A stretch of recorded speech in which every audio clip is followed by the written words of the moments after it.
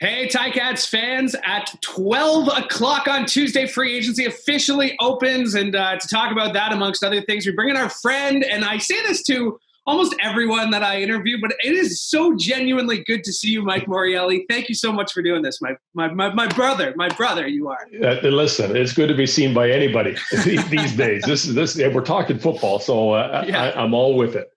All right, let's talk about what the Cats have already done leading up to free agency. A lot of similar styles going into 2020, where they did a lot of their work before, re-signing guys, bringing guys back. So Brandon Banks coming back, Jeremiah Masolis coming back, Jalen Ackland, Braylon Addison. Like let's just talk about that core group coming back, because you guys did it in '98, where you went to the Grey Cup and you got so close, and then you come back in '99. Like that unfinished business storyline. How big of a factor is that when guys decide to come back?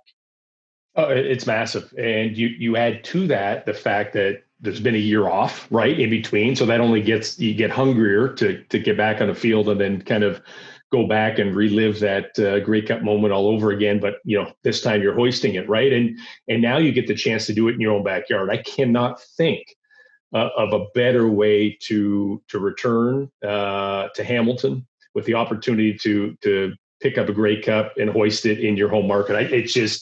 It's unreal. I was fortunate enough to play in the last game that was played at Iverwin Stadium in '96. Although I played for the wrong team, we won, but it would have been the wrong team in the Ticats' eyes, that's for sure.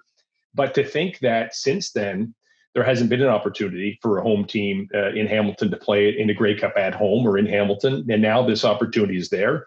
They've got the pieces. They had the pieces last year, as we know.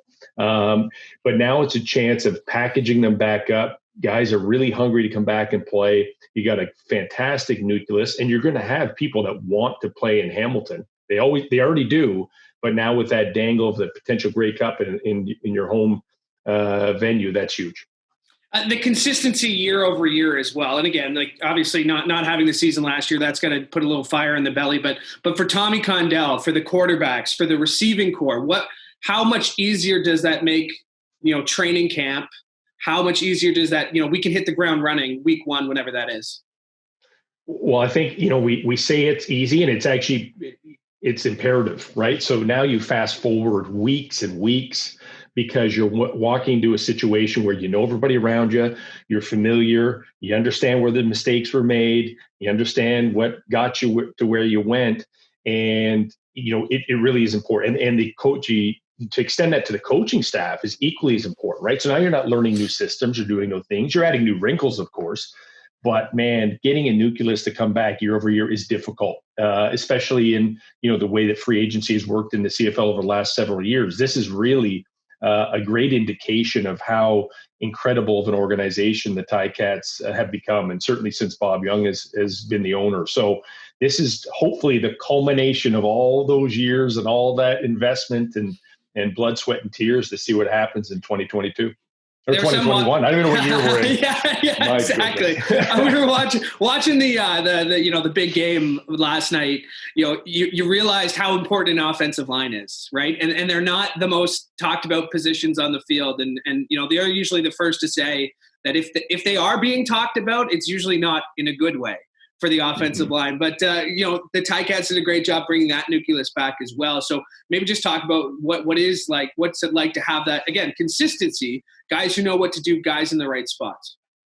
Yeah, I mean, us receivers and former receivers always, think we're, we got everything going for us, but it takes a lot for us to get the ball in our hands first, right? A lot of the hard work is done at the line of scrimmage. And you watch that game last night and you realize the line of scrimmage was won on both sides by Tampa. And, so you start with a strong group of talented people up front that can protect, whether it's Dane Evans or Jeremiah Masolis, whoever you throw back there, that is huge. And I think, the Cats are also looking to kind of improve that running game and expand it to a more balanced attack.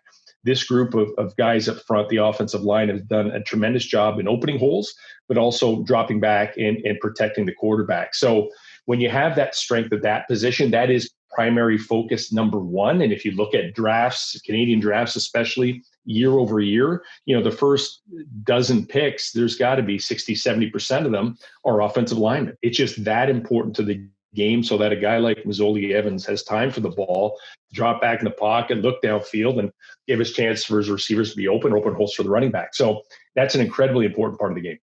You mentioned the quarterbacks, and I think there were a lot of people, waiting for Masolis. Like, I remember that. Okay, now announce Masolis. Every time we would announce someone, they'd be like, "Okay, but now do Masolis."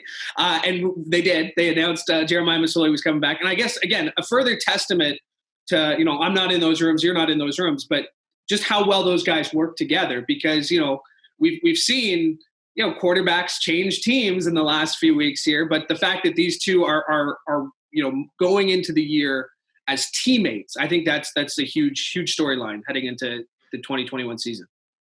Absolutely. I think it's more than just them coexisting. I think they feed off one another, and all for the right reasons. And that includes all the other people in that quarterback room. But, specifically Jeremiah and Dane are 1-1, right? We at any given day. And I don't think you'd be wrong to put anyone behind center at any given point in time. But Jeremiah is specifically a guy who has really given everything he can to this organization. To have him back as that leader, and he's not as boisterous as some people are, and most quarterbacks aren't.